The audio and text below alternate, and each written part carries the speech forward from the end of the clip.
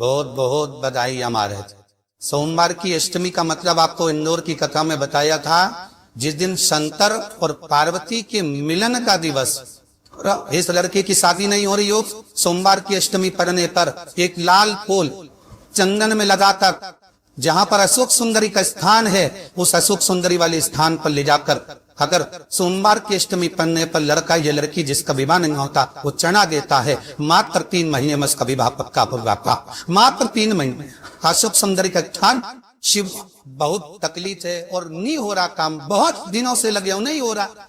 हरा मूंग ले जा, मूंग के दाने तो रहते हैं घर में, केवल 31 मूंग के दाने लेकर जाइए, 31 चावल के दाने लेकर जाइए और 31 ही बेलपत्र लेकर जाइए। जिस दिन सोमवार की अष्टमी हो, सोमवार की अष्टमी हो, उस दिन शंकर जी के मंदिर में जाओ, 3 चीज लेकर जाओ, मूंग के दाने, चावल, बेलपत्र। चावल जो 31 लेकर गए हो, अपनी कामना कर कर शंकर जी की दहली पर, चौखट पर, कहीं पर भी एकांत में उसको रख दिए। मूंग के जो दाने लेकर गए हो 31, वो नंदी के पास में, जो नंदी का पांव ऊंचा रहता है उस पांव के पास रख दीजिए।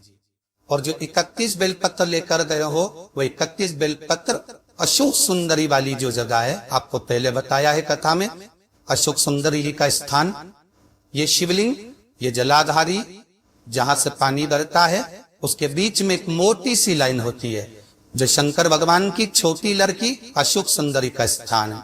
शिव जी के 13 बच्चे हैं, 13 बच्चे में सबसे छोटी लड़की अशोक सुंदरी यहीं पर विराजमान होती है, जहां से पानी नीचे गिरता। प्रत्येक शिवलिंग के सामने एक मोटी सी लाइन होगी, उस मोटी सी जो लाइन है अशोक सुंदरी, वहां पर जो 31 बेलपत्र लेकर गए हो, अपनी कामना कर कर पीला चंदन, लाल चंदन लगाकर उस पे समर्पित करते जा। उसकी डंडी जहां से पानी बहता है उस ओर होना चाहिए। आप निवेदन कर कर देखो, एक सोमवार की अष्टमी पर कर कर देखना, दूसरी सोमवार की अष्टमी आएगी, अपने आप आपका काम हो गया होगा।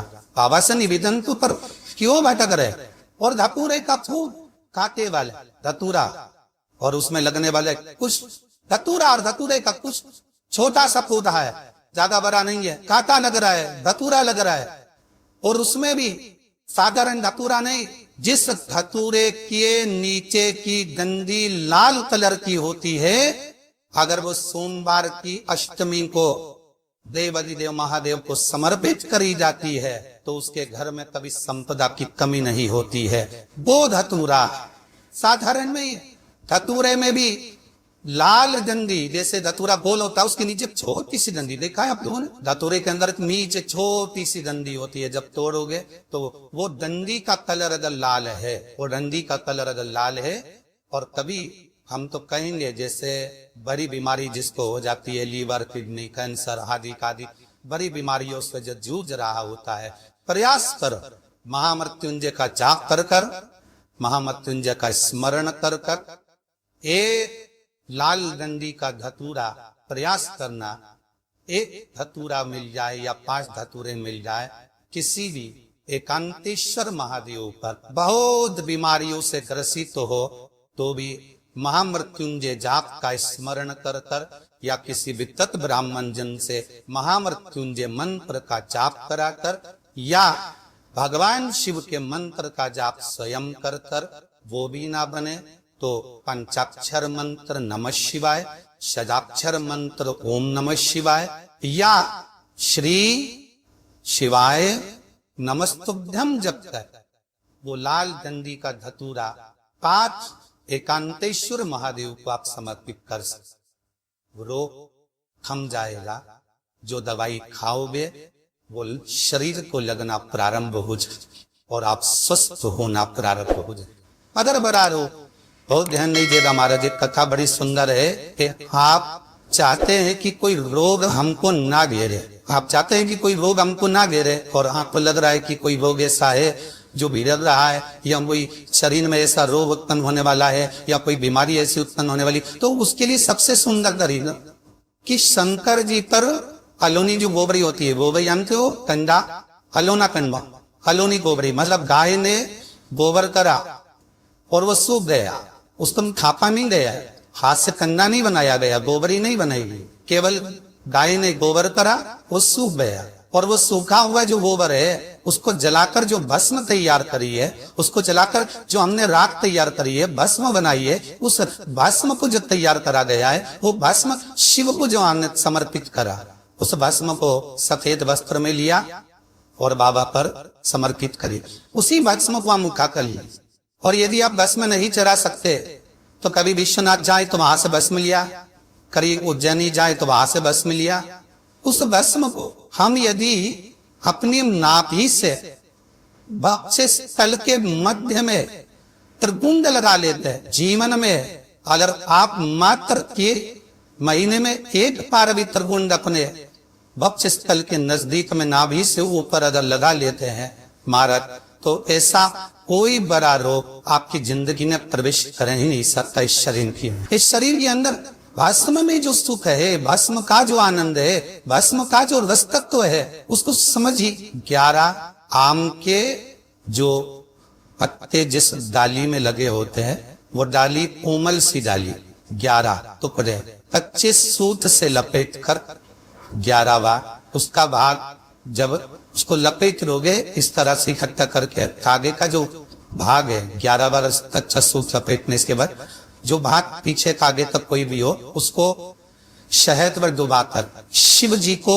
समर्पित कर दो। इस जगह पर रखना है, अशोक सुंदरी वाली जगह। अशोक सुंदरी की जगह जानती आप लोग, पहले भी आपको बताया है, आज फिर आपको वर्णन कर दो। जैसे ये गोल जलाधारी है, ये शिवलिंग रखा है, ये 2 जहां से पानी बह रहा है बाबा के चरणारविंद, राइट में श्री गणेश जी का स्थान, लेफ्ट में कार्तिकेय का स्थान, बीच में अशोक सुंदरी की जगह।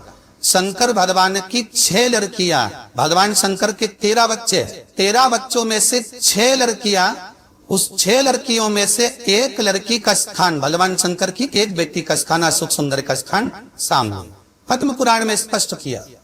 ये स्थान अशोक सुंदरी, शंकर भगवान की जलाधारी में पार्वती जी का हस्तकाल, ऊपर से जो एक एक बूंद पानी गिरता है, कि शंकर भगवान की 5 लड़कियों का स्थान है, जया, विषहरा, सामरी बारी, दोतली और देव।